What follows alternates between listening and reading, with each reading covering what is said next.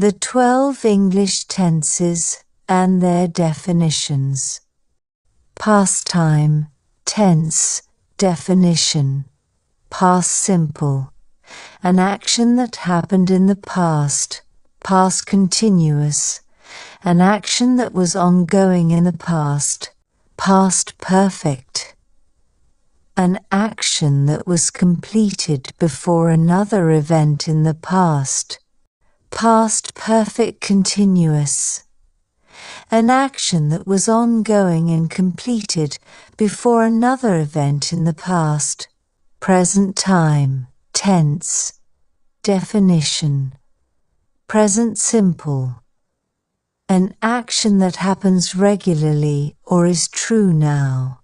Present continuous, an action that is happening right now. Present perfect, an action that happened at an unspecified time in the past, but is relevant to the present.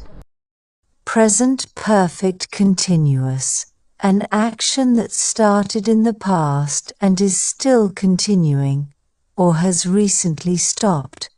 Future time, tense, definition. Future simple, an action that will happen after now.